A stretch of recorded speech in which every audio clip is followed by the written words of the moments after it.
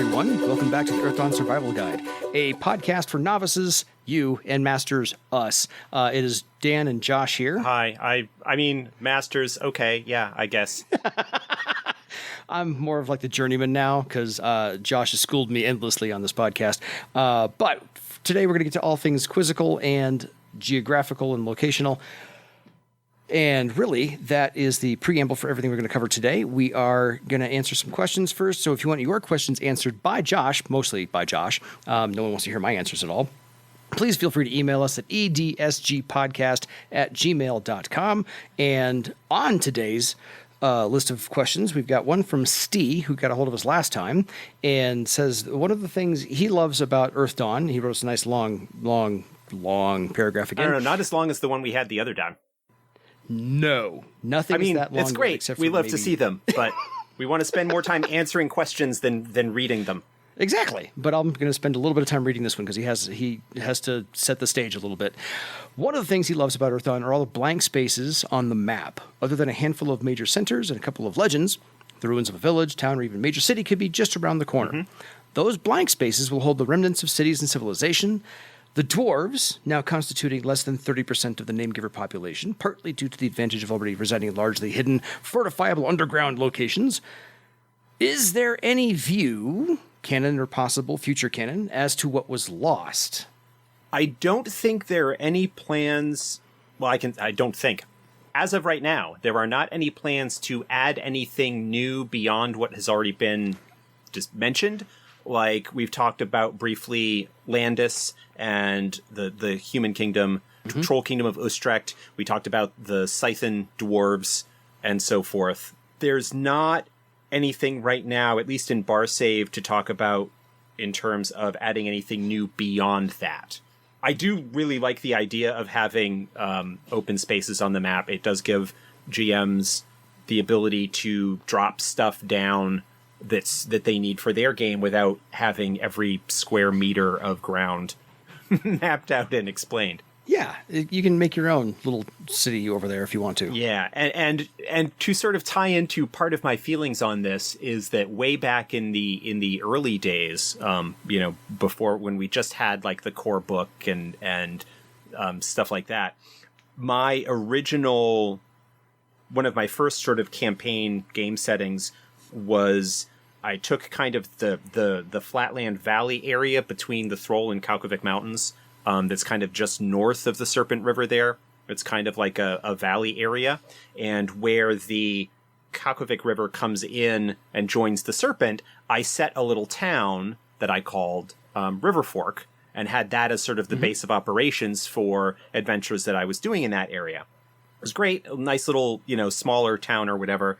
And then the Serpent River book came out, and I discover that basically at that location is, or not very far from where I had dropped my town, was a massive, mm-hmm. Significant river canyon, the Lalai Gorge, and the cliff city of House Sirtis, which, like, my initial reaction back in the 90s was, oh, man, that's just... I had all this stuff that I'd worked up here, and this book that came out sort of counteracted. I am a little bit more calm about stuff like that now these days. But I can certainly understand why people who want to stay in line with official, like people who like the story of Barsaive, who want to keep things in line with the official material, want to see material out for places that they might want to do stuff in, because they don't want to develop stuff and then have something official, quote unquote, come out later that counteracts it. I can definitely understand and respect that. But by the same token, and this is not the place for it, another, like, someday I will need to work up a thing on this. My feelings on continuity and canonicity and things like that are rather elaborate, and I have yet to kind of put them into a form that I am satisfied with. But I generally am of the feeling that every individual Earth Dawn game, every campaign, happens in very, very close parallel realities. I was going to say the same thing. And so that there's no Like, and even that is like half a step removed from the official material that we put out, that whatever you decide to happen in your Barsaive is fine, and you can kind of make whatever changes you want. But if, that the stuff that we put out should serve as an inspiration rather than a dictation as to what to have in your game. I like it as a guidebook. Yeah. Here's 4 or 5 high points you can go along with, play along with, or run aside of. But after that, you don't have to do any of those. You can go and just hang a left and go off the edge. By the same token, now that I am in my mid 40s rather than in my early 20s, and don't have the time to do a whole lot of homebrew. I mean, assuming I ran a game, which I don't really right now, but back in my early 20s, when I could spend a lot of my free time sort of fleshing out and developing my own adventures and setting and whatnot, I understand now as a mid 40 father of 2 with sort of 2 jobs and all sorts of other stuff going on that I don't have the time to come up with all of this stuff on my own. And so having like, oh, hey, I can grab these NPCs, I can grab this setting location from a book and, go from there. Oh, yeah. It's why for the last 15 years, my daughter's 15, that I've been running nothing but the pre-gen adventures. Yeah. So, yeah, I'm with you there. All right, Steve's next question is, was pre-Scourge Barsaive dominated by orcs, humans, or lowland trolls, or whom? I think that it probably was still dominated by the dwarfs because they were the ones that, they were chosen by the Theran Empire to be administrators for the province. I don't think that necessarily that would have happened if the dwarfs weren't already a notable population. There's nothing really in any of the books talking about population balance beforehand. That's just kind of what makes the most sense to me. So, yeah. I think that the dwarfs probably were still the most dominant population even before the Scourge. Although you might have seen more, a little bit more humans or orcs because those areas did kind of suffer during the Orichalcum Wars and stuff like that. So yeah, I could say maybe some elves before the Scourge didn't close ranks into the Bloodwood maybe as much. So maybe they were out a little bit more in force, but not too much. So. Yeah, that's a possibility as well. There were certainly probably more Obsidian walking around, but... So, that's just me. Got like 1 or 2 questions left. So, which culture has lost the most and may have most to gain from rediscovery? I would say that it's probably a tie between...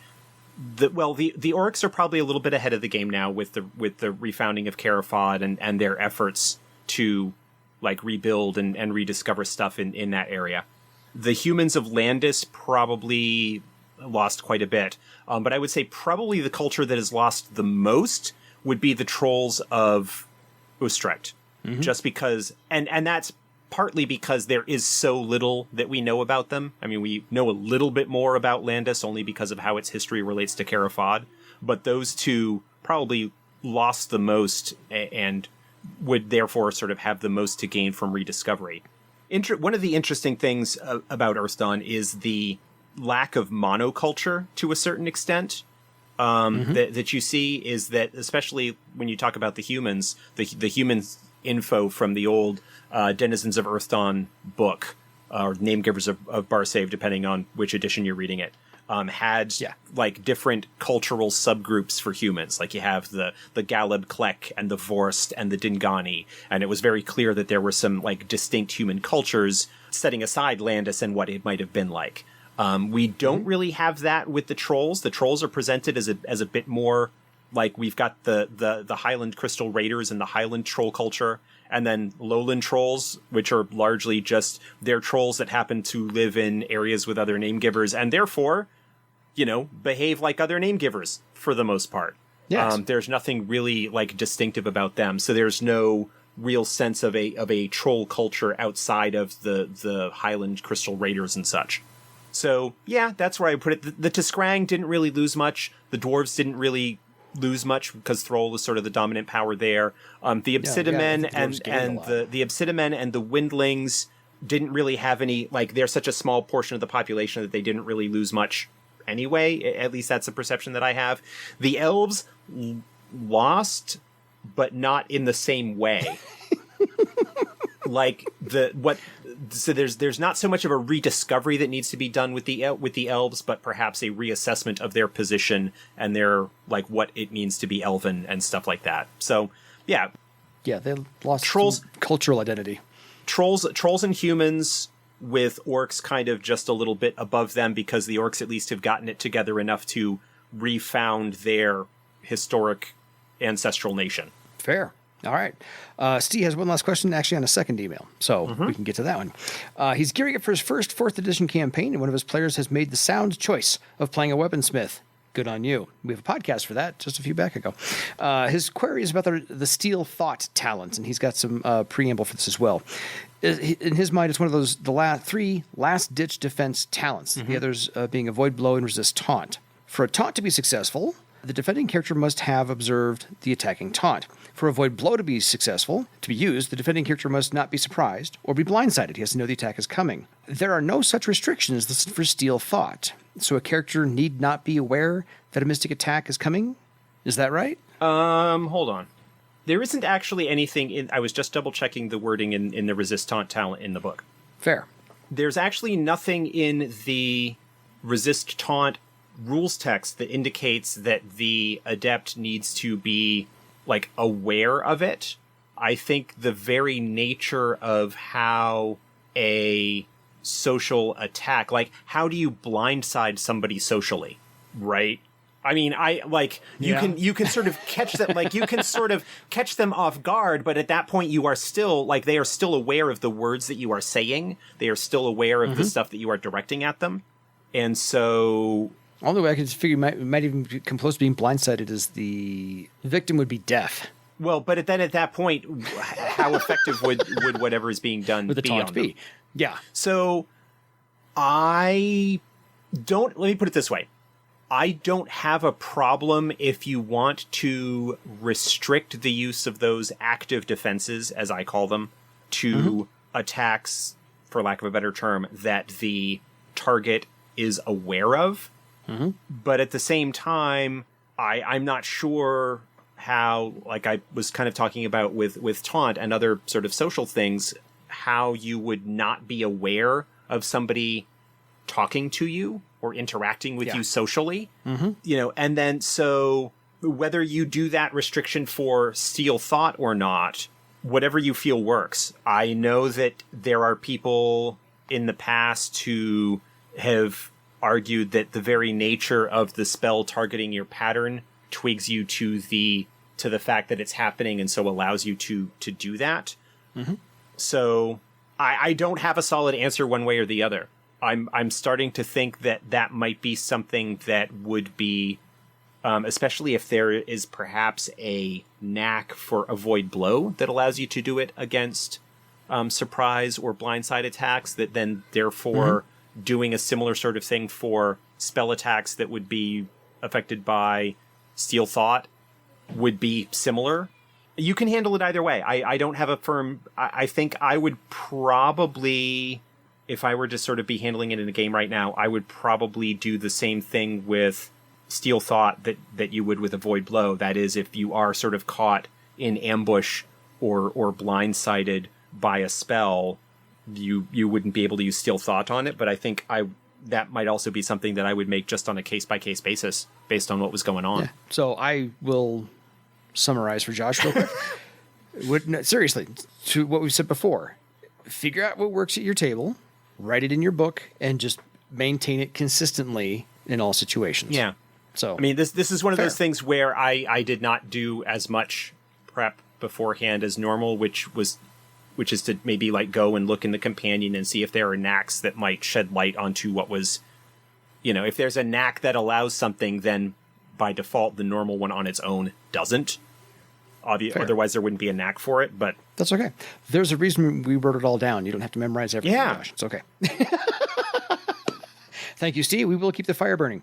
Okay, 2 more questions. One from Sebastian, one from Ted. Sebastian's is, so we seem to have uncovered a great conspiracy in the Discord today, whatever day he found this out. When writing the Book of Tomorrow, did the dwarves add that artisan skills can uncover horror taint only to create a world where literally everyone is good at making something? No, because that was something that was a belief before the Book of Tomorrow was written. The idea that I think it's covered in like the history section, the idea that works of art and so forth are or practicing a craft can show that you are free of horror taint, true or not, is something that was a belief that existed prior to the dwarfs writing the Book of Tomorrow. I mean, yeah, that is kind of the end result of it, is that you end up with a society where everybody has at least some kind of basic crafting ability. But in all honesty, that's not especially surprising when you're looking at a society that's pre-industrial. Yeah. Most of this is built on the legend of the Aztecs and the Mayans in the first place. So just find any of those societies. Everybody contributes. So you get all kinds of things that are manufactured by hand. And yeah, that was their art and their entertainment. Is sure they get to sit around the room and talk. I don't know that the 1 or 2 ranks in craft skills that most adepts have really considers as being good at something. Mediocre. That generally, like, skill ranks 1 to 3 are kind of like novice, whatever. And then you look at characters that don't have a very high charisma, and you're basing your artisan skills off of that. Hey, you've got a step 4 charisma and only 1 rank in your artisan skill. Exactly. Go sell it. Sell it hard. You know, better hope your D8 explodes. Otherwise, they're going to be running you out of town on the rail. Yeah, because you can't use karma on that one. So thank you, Sebastian. But no, I don't think it was something that the dwarves of Throal specifically did. I do agree that it's sort of the end result of that belief, but the belief existed before the Book of Tomorrow. Yeah, so one of those. Okay, Ted has a question for us real quick. Your discussion of weaponsmiths brought up a point regarding the disarm trap talent. I hope you can clarify. Does the disarm trap talent work against magical ward traps? It is not explicitly stated in the talent description, but the skill use paragraph implies it can by saying the skill cannot affect magical traps. So I have a scout, and I did pick up disarm trap, but I know it's mostly for magic. You can do some magical trap. No, it's lockpicking. Talent versions of disarm trap and lockpicking, incidentally, since you did just mention it.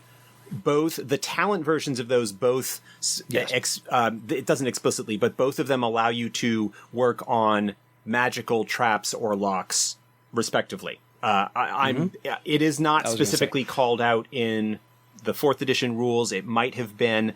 The difficulty number for magical wards or locks is higher than you have for mechanical ones, and so typically you need to be a bit more skilled in order to successfully do it. But yes, the disarm trap talent explicitly, well, does not explicitly, but I am saying it does allow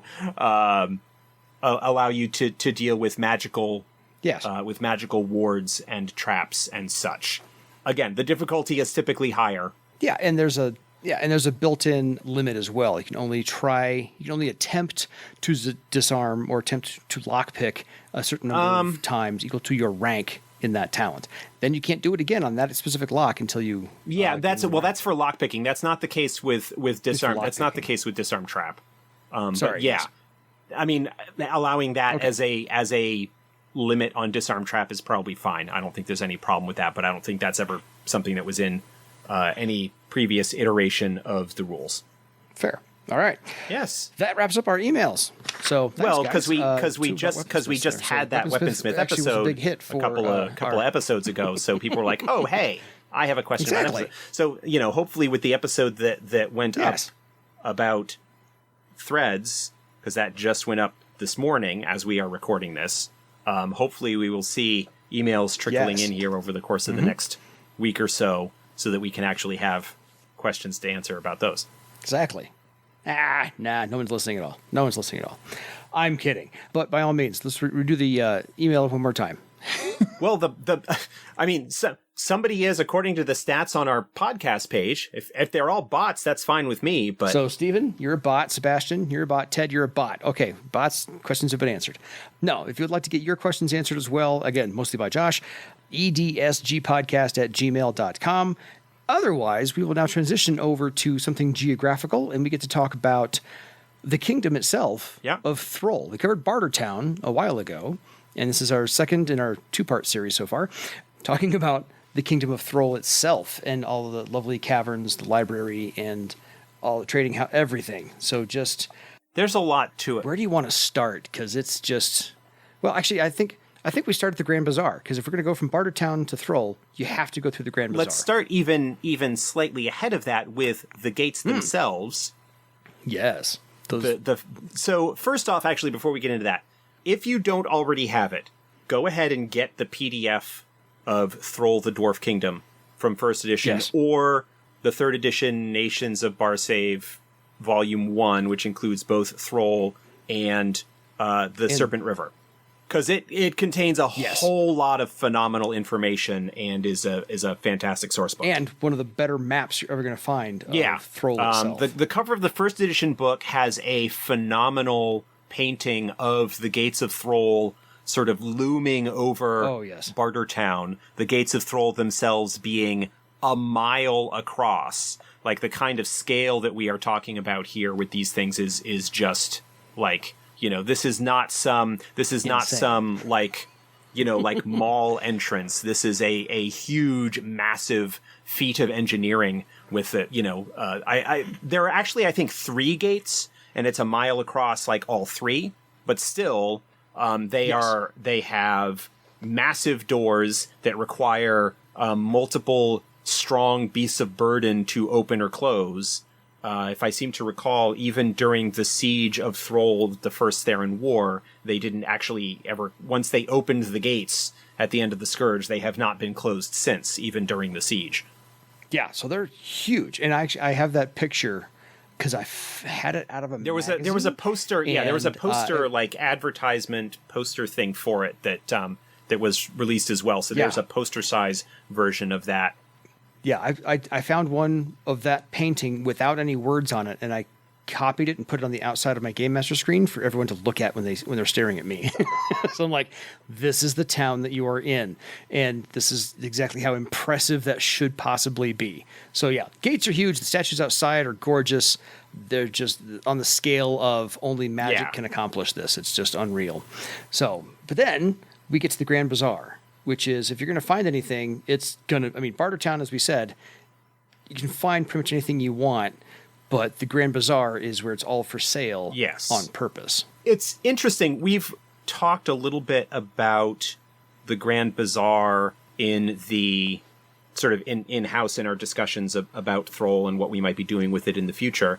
And it's interesting, an idea that has been floated is that maybe the Grand Bazaar was not there during the Scourge, because it doesn't make a lot of sense for there to be like the major point of commerce for the kingdom right inside the gates where, people would be gathering if something were to happen and a horror like broke through or something like that. So that it's possible that the Grand Bazaar is something that is, admittedly, the kingdom has now been open for about 100 years, so it is a fixture at this point, but that it probably was not something that was there originally.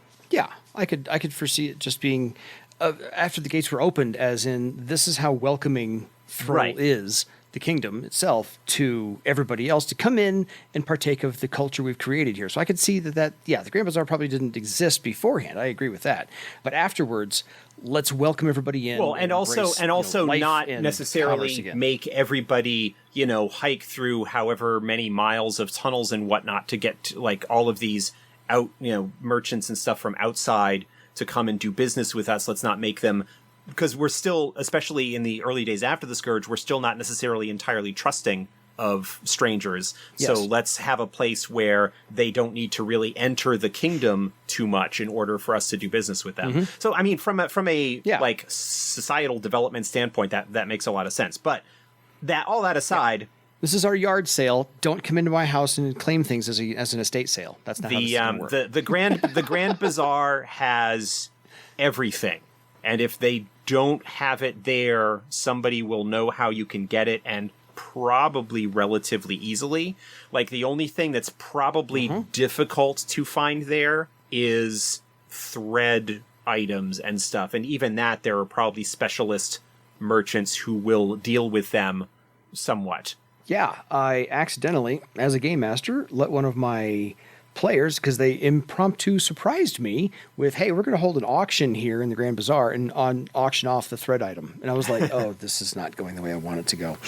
So, yeah, that happened. Don't let that happen. Do not let that happen to you. We will have to pencil in a discussion of the sale and purchase of thread items at some point. Absolutely. But yeah, there's like the Grand Bazaar. It is a massive cavern. Again, like if the gates themselves are a mile across, the Grand Bazaar is the Mall of America on steroids. Yeah, this is the height of this cavern is about 1,000 feet. Because if you just take the 3 openings divided by, so it's roughly 1,000 feet tall. So that is vast, it is open, it is airy, and it lets in all the sunlight it possibly can, especially the afternoon and setting sun because it faces southwest. But after that, so you get to the Grand Bazaar, and if there's not food or items or stuff you want to buy, then you have to go into the Undermountain itself, and that's just a phrase I don't want to use too much. But there are 9 halls to choose from. I'm not going to go down the list of them because they're just all named for certain things. But there are 9 halls to go down, and then after that, you start wandering into the mountain itself. And so this is not quite spelunking. Well, yeah, because these are they are tunnels. There is no. I think when we kind of discussed them we might have if we mentioned them in the past, that we're talking more along the lines of Moria than we are like, coal mine kind of thing, where the halls of Throal are wide, the ceilings are not super high, but reasonably high, and decorated quite frequently with mosaics and things like that, and a lot of light courses, hour candles that where the wax is formulated to burn at a particular rate and marked off like at each hour. So that you can tell how long has passed since that candle was lit, and those are there as well. Sort of open again, like thinking sort of like a sort of a apartment complex, maybe kind of feel to it, but with larger, more open, more. I mean, as open as anything is underground, but with sort of higher ceilings and wider. Because obviously, you had an entire nation effectively that was within these halls and the thousands of people that lived within them. 50,000. Yeah. And just for some flavor real quick, because I can't, I'm not going to read from the book directly because you can go buy your own book, but the halls themselves are about 3 people abreast wide. So a good 9-10 feet wide. And the ceilings are sometimes between 15 and 30 feet, depending on how they were excavated. The hour candles, I just saw a fantastic example of something like that in the movie Mary, Queen of Scots, where they have nails driven into the side of the candle, and as the candle burns, the nails fall out and hit a tin cup on the bottom. And so this is not too far out. The wax that the candle makers use in Throal, as I said, is just notched off every hour. As long as they put it in on time, it works. And otherwise, there's light quartzes around in some of the ritzier halls, per se. And there's stairs up and down. Yeah, it is multi-level. The halls somewhat kind of I mean, they all sort of generally speaking descend deeper into the mountain range, but they all kind of they're not straight lines. They kind of wander a little bit back and forth and around and in some cases twist above and below each other. And there are cross passages as well running, between halls and so forth, so that you don't necessarily need to go all the way back up to the bazaar or all the way down into the inner kingdom, in order to get to another place. But it can very definitely be a confusing and difficult to navigate because, again, if you're looking at a place that was in part built as a defense from the horrors, and so you don't necessarily want it to be easily navigated, so that you don't necessarily have street signs, that the landmarks, that directions are often given in how long it is from, how long a walk it is from the bazaar, and the cross passages, which will be and you take the cross passage next to the mosaic with the red to Scrang riverboat that has You'll get a lot. People from the Northeast, where I'm from, will probably be very familiar with the idea of the directions being given. And you take a left at the road where the barn used to be. Sort of navigating by landmarks as opposed to like the barn is. A properly sort of gridded out street system. Yes, and like anybody who may perhaps have driven in Boston, where many of the streets were kind of. After the cow paths, there was not so much civil engineering planning involved as it was what Bessie decided to do on a particular day. Exactly. But basically making it sort of difficult for strangers, for people not familiar with it, to navigate the halls, to make it more difficult for them for an invading force of undead or horror constructs or whatever to basically just sweep through and slaughter everybody. Yes. And then if you go further on back, this is where... Yeah, but before we even get to that, and this is discussed in the sort of setting chapter of the GM's guide, there are sort of 3 like levels of classes for like social classes of the halls. That the stretch of the halls closest to the Grand Bazaar, closest to the entrance to the care, is the sort of lower class, what's called, I believe, the Wedshel. I don't have it right in front of me. The Dahnat. The Dahnat. Okay, yes, the Dahnat is the lowest class, and of course those were the lowest class because when it was a care, it was closest to the entrance and most likely the people that would be killed first if the horrors broke through. So steerage from the Titanic. Yeah. Or yet another case of the poor suffering as a result of social whatever. Yes. Then you get and there's not a lot of it in present day Throal. A lot of that area is no longer populated by dwarfs, so much as it is new arrivals in Throal that have not gone into one of the inner cities. So orcs, humans, any sort of immigrants, for lack of a better term, to the kingdom, who don't necessarily have the financial wherewithal. You'll have lower class dwarfs in there as well, but there is sort of a general feeling among the upper class, the nobles, the noble families, that the Dahnat is kind of a problem that needs dealing with. And then you get into the bulk of the halls are the Wedshel, which is sort of the middle class suburbs where most of the dwarfs, your common dwarfs live, the tradesmen and the merchants and the things like that largely make their living in the kingdom and so forth. And that's the bulk of it. Probably, I would say a good 75, maybe to 80% of the halls are made up of that. And generally speaking, a very large middle class. Yeah, the overall quality of those, probably when you're closer to the Dahnat, when you're closer to the entrance, those are probably a little bit lower class than you would have as you get deeper in.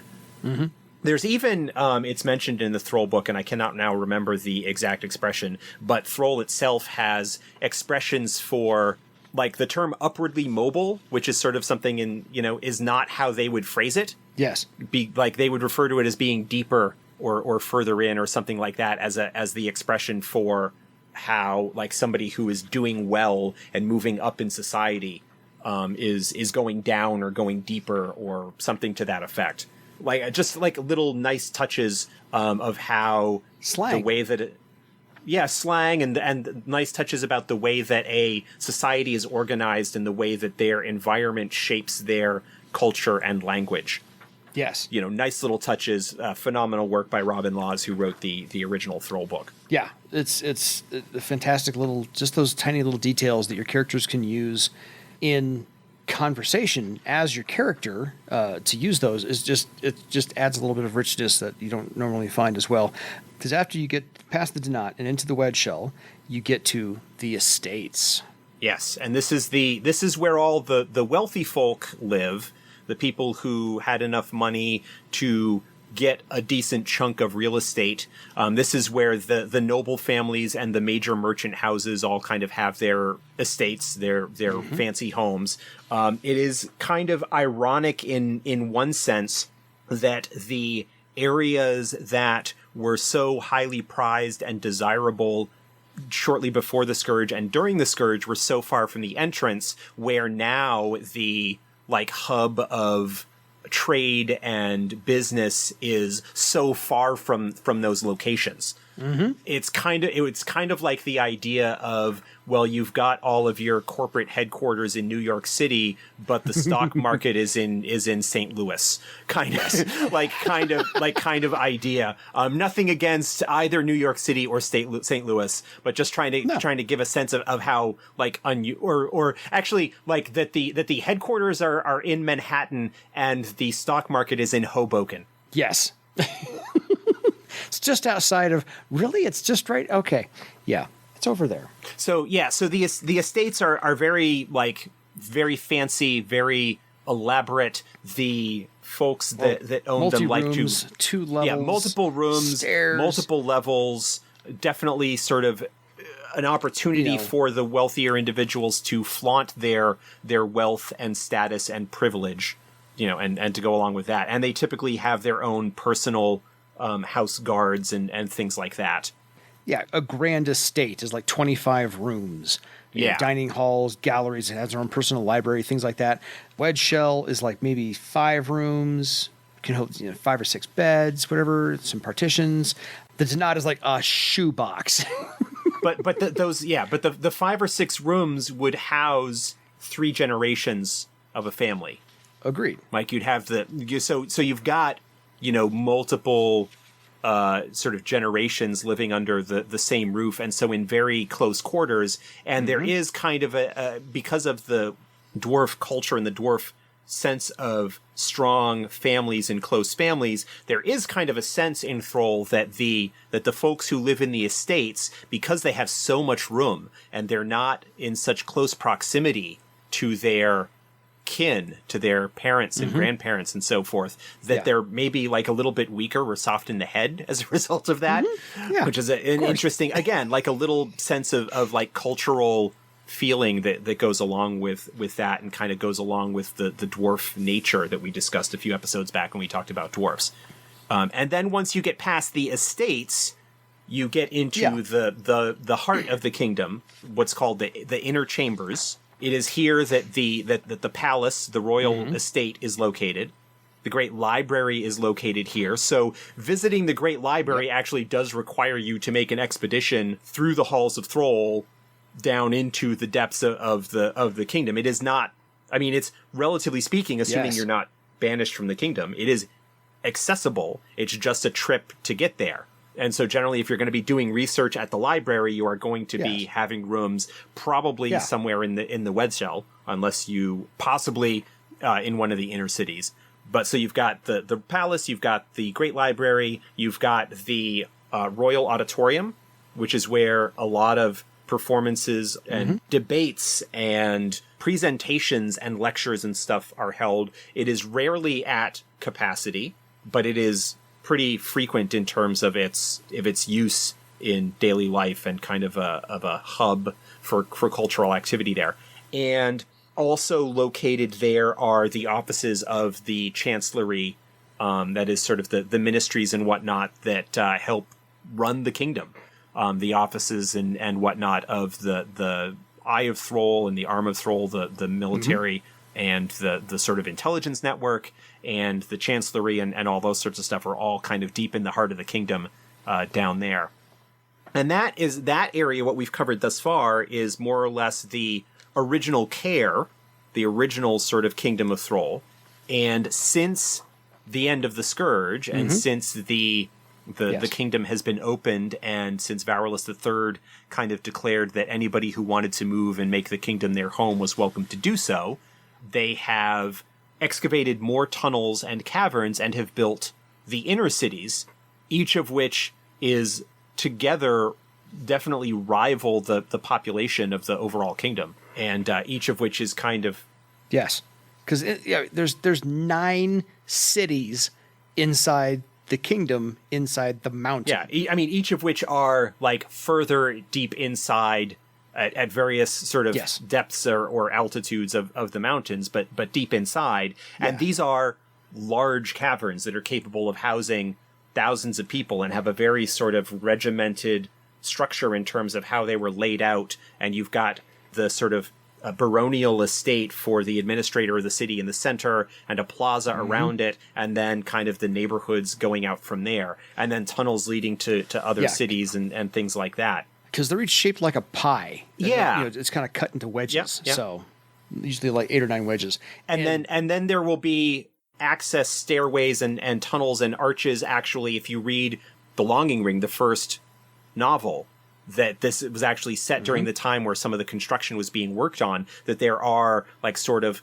arches and stuff that are up above the city and can sort of serve as a vantage point to look down on them. So these are fairly sizable areas. And each of them has their own leader and their own little flavor, but are much more heavily populated by orcs and humans and non-dwarfs. Although, again, many of the dwarfs who might have been originally in the Dahnat and were not able to, say, secure homes in the Wedshel have moved on, if they're staying in Throal, to some of the inner cities to do that there. At that point, you are deep underground, quite a ways away from the surface.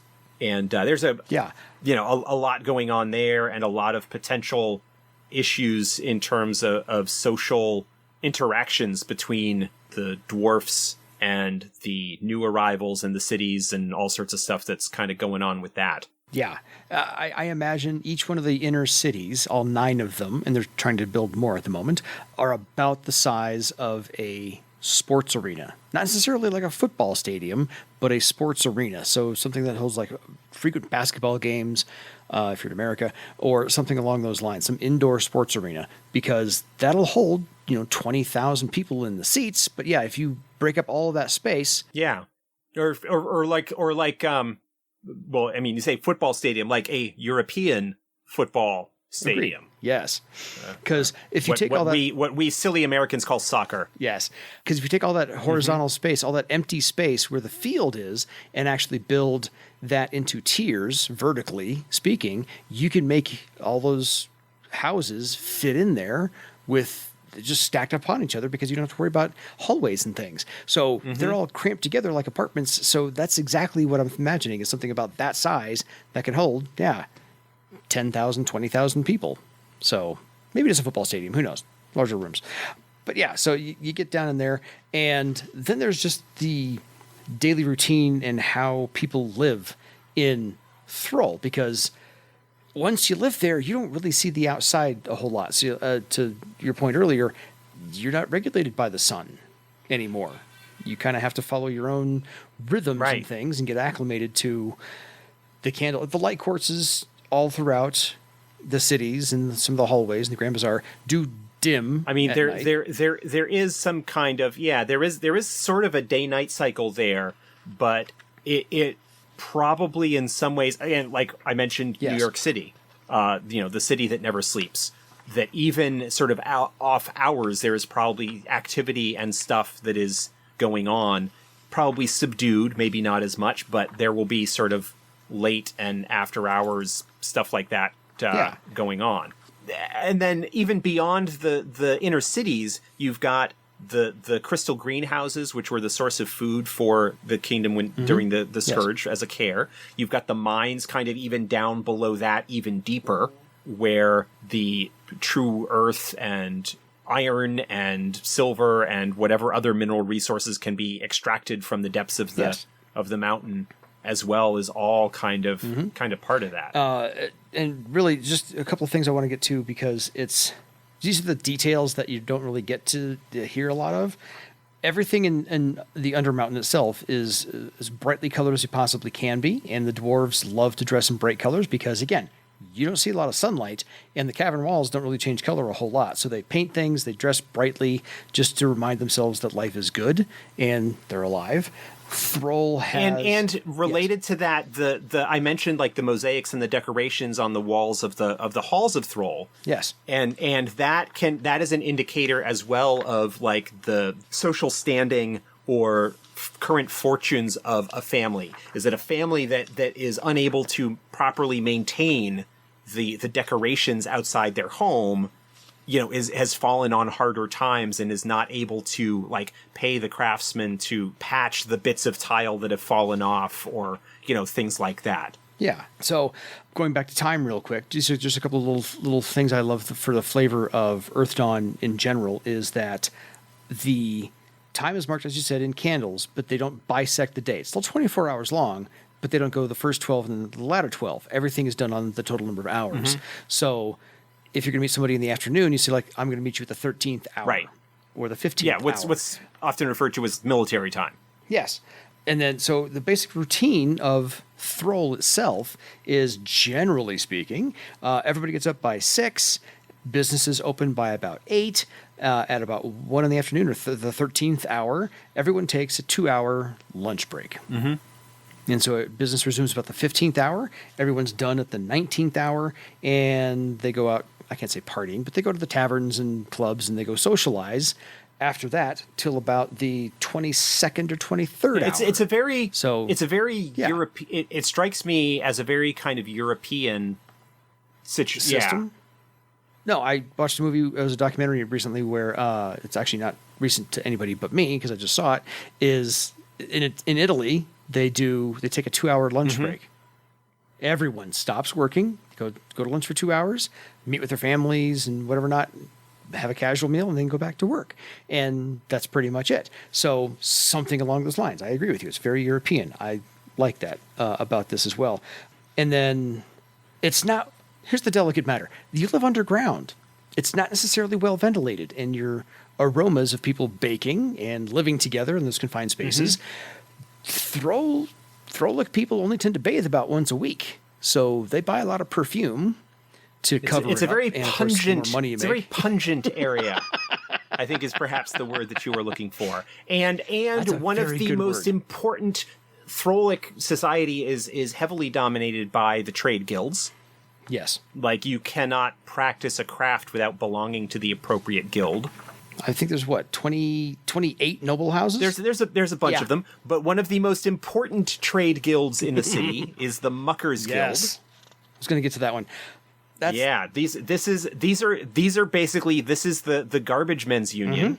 These are the folks that Well, actually, they're even the worse ones than who that. roll around. These are the piss boys. These are the ones who come along and clean up your chamber pots because Oh yeah, that's what you got to use. or collect Yeah, it. there's no indoor plumbing. A threatened strike by the Muckers Guild is nothing that anybody wants to deal with. So I remember coming across something on Facebook because somebody asked a question about waste disposal systems, and I couldn't get my book fast enough, and I got distracted and didn't actually answer the question because someone else is going to take care of that for me. So yes, the Muckers Guild is one of the most important out there. They are paid handsomely. In fact, I think they're paid better than some other guilds out there. But really, do you want to do the job? No, that's why you pay them. That's exactly it. And speaking of money, coins. My brother loves collecting coins from all over the world, and have his collection as well. And it's interesting because all of the coins in Throal are hexagonal. So there's 6 sides. So it's kind of hard to shave them or make them round. That we know they're forged. The copper pieces bear a pick and a hammer on both sides.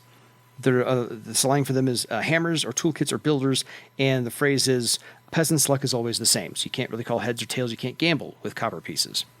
So that's neat. Silver pieces. The one side is the face of the heroic portrait of the founder Tav Corlsed, and the other side is the image of the Council Compact. So those are your silver pieces that you use pretty much. That's your main form of currency. The gold pieces, which are rarely used, on their face is the image of the legendary merchant king Braza, surveying the Throlic Mountains, and on the backside is the slave throwing off his shackles, surrounded by a halo of light. So I just, those little details right there, if you have a 3D printer, you could probably make some of those up and go to town and paint them properly. And you'd have those in a bag for your players to go. I love props in my games. Don't judge me. I don't judge you at all. Props are awesome. Not you, the listeners. But yeah, so that's, so. Nobody listening out there should be judging you either. Props are Exactly. great. I love props in any way, shape, manner, and form. So that's generally the overview of Throal. It is deep, it is cavernous, it is varied with the population and the styles of life you can come across, the style of living you can come across. The Grand Bazaar is, of course, right there at the opening, telling you where and what everything is. We told you about the coins, how the kind of daily routine goes, the money, and the aromas you might encounter as well. And just so you know, the Muckers Guild actually takes all of that waste and pours it down deep, unused mine shafts. Just so you know. Just to finish that thought is, well, what do they do with it afterwards? That's what they do with it. So well, and they actually they make compost out of it, and it's used in the greenhouses. Yes. Why would you not recycle? By all means, you should compost. So like I mentioned, if you can get the actual Throal source book. Yes. While the information in it is not quite up to date with the current 4th edition timeline, the book is phenomenal and includes so much more information than we were even able to get into here. Like entire chapters on culture and the different how passion worship is handled in the city, and like some notable philosophers and different ideas and philosophies that are being like discussed, and the lead figures of them there. Mm-hmm. Even with sort of the timeline advancement, a lot of the information in there is still incredibly useful.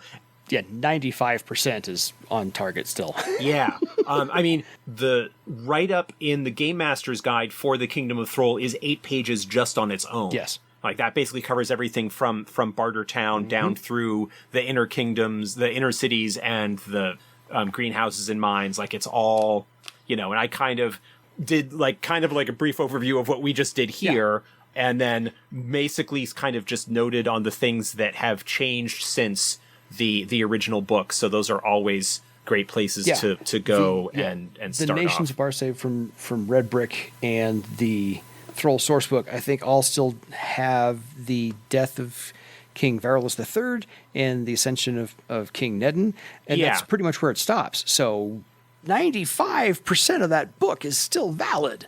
So by all means, it's worth every penny you're going to get. And like Josh said, we skimmed it. We hit the overview. Yeah, we kind of hit the overview, and you combine that with what we had talked about a few episodes ago with regards to the dwarfs, and it's the Throal is the almost any game set in Barsaive is at some point or another going to involve the Kingdom of Throal. Yes. Just by the virtue of the Great Library, which is the single greatest repository of knowledge within the province. The fact that the Kingdom of Throal is the largest population center, it is the source of a significant portion of the trade. It's the source or destination of a significant portion of the trade because it has such a large population. Yes. It warps the province by its gravity, by its social, like it has a social gravity that kind of shapes everything that happens elsewhere. Even if, and it's a friendly city. It is, relatively speaking, like it is a good place. It is even if, you can run entire campaigns based in Throal and the inner cities and never have to leave the underground areas. No. It is certainly possible to do that if you're willing to do the work and want a more urban style social game. There's absolutely the place you can do it. And even then, you can get into some of the mines, some of the older, no longer inhabited sections, what are referred to as Braza's Kingdom, which was the kingdom that was sort of before Throal, and all of the tunnels and so forth that were just kind of like sealed off and left alone that have since become inhabited by who knows what. You've got all of the towns and villages and so forth that have sprung up on the surface of the Throal Mountains in the wake of the Scourge opening and going up, and the resource rush that kind of, there is so much they can do. Politics. And all your politicians are in there. Yeah. Again, constant chess matches going on with those guys. Yeah, the social and political gravity of Throal, like everything is going to involve it at some point. Even if you have a game, say, that is mostly going to be based in like going around Parlength, Throal has interests in that area. If you're going down in southwestern Barsaive where you're dealing with Carafad and stuff like that. Like again, Throal has. It's the hub. It's fingers in a lot of pies. Even with the withdrawal and the reduction of Thrall's sort of leadership of the province, you can't not involve 40 to 50% of the population of Barsaive. Well, and here's a good idea. If you're running a Shadowrun campaign, which takes place in a very large city, lots of population, take the plot from that and port it over to Earth Dawn and see how you do. Yeah. We always recommend beg, borrow, and steal. So that's exactly what to do, is to find anything that's based in a large city, as far as a campaign's concerned, put it in Throal, change some names, find this political maneuver, find that political maneuver, and go to town. Because it's the same.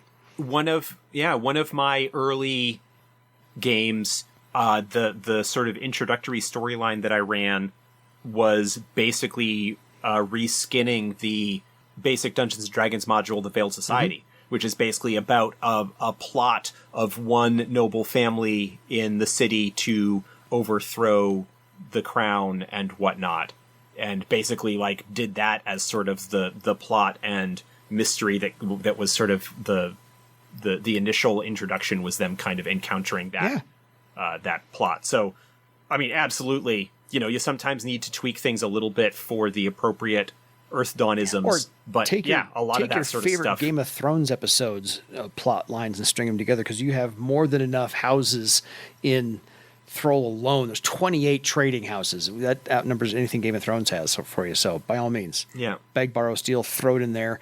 Yeah, if you like a nice, densely packed, populated area to game in, that's your place to do it. And I think, if I'm recalling correctly, both the original first edition version and the Red Brick third edition version both have a notable section of, hey, here are different ways that you can use Throal in your campaign. Oh, you turn the page, there's an adventure hook. There's at least a dozen in there. Well, but I mean, there's also like a dedicated section of, okay, do you want it to be the base of operations? Do you want it to just be a place that they occasionally visit? Like here's and plot hooks and characters, and it's a phenomenal place. Again, like the specialness of the largest population center and the political and in some way sort of cultural hub of Barsaive being a dwarven kingdom, as opposed to the traditional fantasy role-playing thing where you often see that the dominant city is largely human, is a nice little change from things. Absolutely. And we can't gush enough about the setting of Earth Dawn, A, and B, of Throal itself, just because it is a fantastic setting. And literally, I think it is the source book. There is only... For other city source books that are coming out. Shameless plug, Travar, and the new Iopos book coming out sometime. So yes, Throal, the source book, kind of set the map. I mean, it sort of did. There is, if there is one downside to the Kingdom of Throal, it is that there are not enough Tiskrang. I agree. As we harken back to our Tiskrang episode, so yes, but the Tiskrang get their own entirely awesome source book, which we will cover in a future episode. Absolutely. Once I go back and reread it again for the second time. So I don't remember now offhand whether there was a short run podcast called Live from Barsaive that I appeared on as a guest in one episode. I remember them. But it was largely focused on like looking at like kind of covering the different geographical areas. And I do not remember now offhand whether they covered Throal as one of the areas that they focused on. I know they did a Serpent River. I know they did a par-length stretch. Yeah. I am halfway through listening to those episodes. Thank you, both. Lava Monkey Games people. And I don't recall if they got...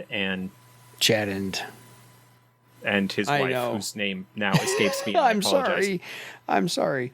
But yeah, I don't remember if they got to there or not, because I've only got halfway through, but I did listen. They did not. Okay. I just pulled up their episode list. They did the Twilight Peaks. Yes. They did the Serpent River. They did Par-length. Like, those were their things. Fair. But along interspersed with some other stuff in there. Gotcha. So. Fair enough. No, good job, all of you. Loved your podcast. So that pretty much wraps up this one here. We are not going to get to our third topic tonight because we're already pushing an hour 5. So yeah, we will pass on that for, I can't even say next time, because we've already got next episode planned out as well. But I'll tell you what, how's this? We will be getting to patterns pretty soon. So if you have any questions. Yeah, well, we did discuss threads in the previous episode and talked a little bit about patterns sort of in relation to that. And so, yes, if you have any questions or commentary or anything along threads and patterns, then please send us an email. Yes. EDSGpodcast@gmail.com. And we will try and incorporate that into sort of broader discussion of those things. Answer those. Because it is a phenomenally rich topic that I enjoy talking about, but it's somewhat awkward to talk about it in a vacuum without just kind of going through the book. Having specific examples or questions or problems that people have, I find it's a lot easier to use that as a starting point for explanation discussion. Because whatever question you have, I guarantee you 10 other people have asked the exact same question either in the past or to themselves go, I don't want an answer to that. So by all means, please drop us a line. Anything you want to know about patterns, not the Rod Serling play from the 1960s, patterns.